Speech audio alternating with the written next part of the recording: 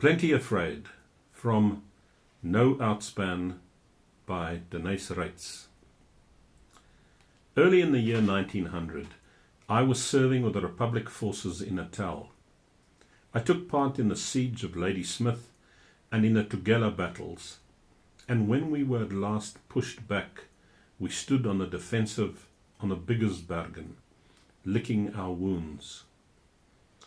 During the lull, I obtained home leave for a few days and travelled up by rail to Pretoria. Pretoria is only 35 miles from Johannesburg, and as I had never been to the Golden City, my father and I took the train one morning and ran across. The place seemed deserted. The streets were empty and the doors and windows were boarded. We walked about for most of the day, and then, towards evening, there came a diversion. Suddenly, just as the street lights came on, a terrific explosion rent the air, and a huge column of smoke shot a mile high into the sky, where it stood towering like a great mushroom. On all sides we heard the crash of falling masonry and broken glass, and men and women, previously invisible, poured into the streets, making for the scene of the catastrophe. From their shouts we gathered that the government ammunition plant had blown up, and we followed in their wake. We soon reached a large block of buildings, fiercely ablaze. Shells and cartridges were detonating, sending spurts of green and yellow flames in all directions. Some 30 dead men lay in a row on the pavement, and the wounded were being carried off. It was a grim scene, and it is still a vivid memory, for I was a boy at the time, of an age when things make a lasting impression.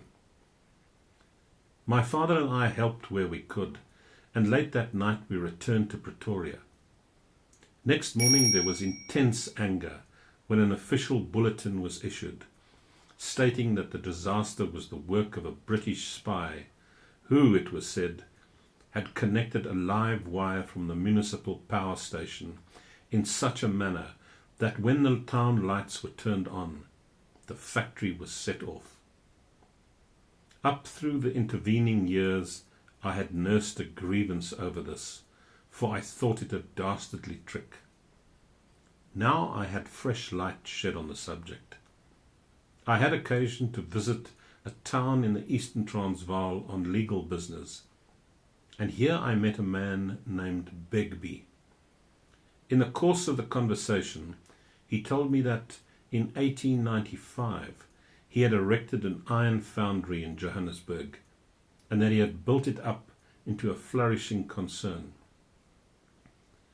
When the Anglo-Boer War broke out, however, President Kruger requisitioned his foundry, and with the help of Netherlands railway engineers, the place was turned into a munition work.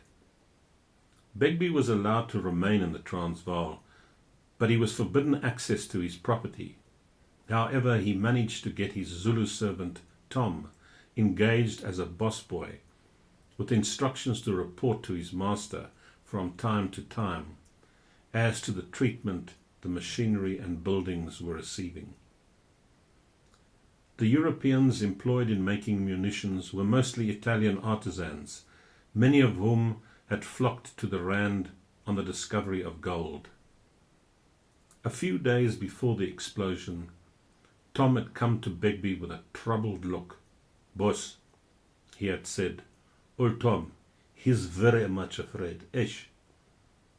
Them Italian people, they smoke cigarettes all the time. All the time.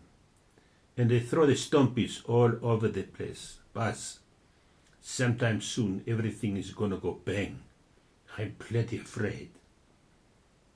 Begbie allayed his fears and told him to return to duty, and Tom went off mumbling and shaking his head. The plant went up within a week, and poor old Tom went up too.